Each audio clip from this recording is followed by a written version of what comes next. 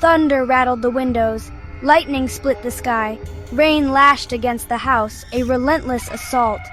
Inside, a woman screamed, not a scream of pain, but of effort, of life forcing its way into the world. She was too early, the doctors had warned, too small, too weak. The storm raged for hours. When it finally broke, a hush fell over the land, a hush mirrored in the birthing room, where a single, flickering candle illuminated the still form on the bed. The woman was gone. The child, a boy, lived. He was small, impossibly so. His skin, almost translucent, clung to tiny bones. His eyes, when they opened, were dark, bottomless pools. The doctor, a weary man, placed the child in the arms of the waiting father. "He's alive," the doctor said, his voice heavy with unspoken words. But the father, a scientist of some renown, looked down at the child. There was no love in his gaze, only a cold, calculating curiosity. "He cost me dearly," the man said, his voice devoid of emotion. "He will be the subject of my greatest experiment." The man's name was Dr. Elias Thorne, and his obsession with his son, whom he named Kronus, bordered on madness. He saw the boy not as a child, but as a specimen, a puzzle to be unraveled. Kronus became his father's sole focus, his every waking moment consumed with studying the boy, prodding him, testing his limits. Elias built a lab in the basement, a cold, sterile place filled with strange machines and the faint scent of ozone. It was here that Kronus spent his days, strapped to metal tables, wires connected to his small limbs. Elias subjected him to a battery of tests, measuring his responses, recording every twitch, every gasp. The electric shock started when Kronus was barely a year old. Elias believed they would unlock the boy's hidden potential, force his mind to expand beyond its perceived limitations.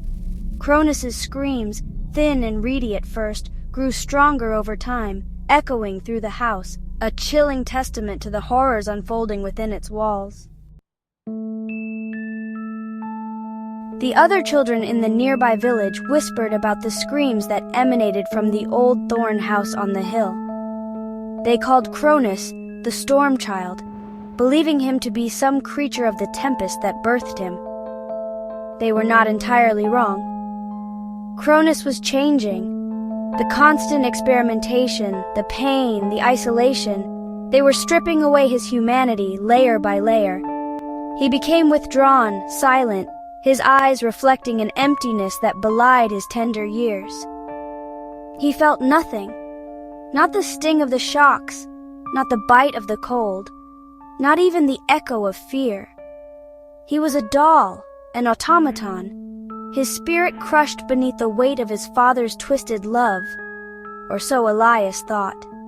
He didn't see the way Kronus's eyes sometimes flickered with an unnatural light, or how his small hand would twitch as if reaching for something just beyond his grasp. Kronus began to hear them in the darkness, whispers, soft at first, like the rustling of leaves. They came to him in the dead of night when the house was silent, and his father's footsteps no longer echoed in the hall. They spoke his name, called to him from a place beyond his understanding. The voices grew stronger, clearer, each night weaving their way further into his mind. They came through the electrical hum of the machines in his father's lab, through the crackling static of the old radio Elias sometimes used to monitor his vitals. They were strange alien voices, filled with a curious mix of warmth and something else, something darker, more ancient. Kronus wasn't afraid. He hadn't the capacity for fear anymore. He was drawn to the voices, to their promises of another world, a world where pain and loneliness were unknown, a world of shadows and whispers, where he might finally find solace.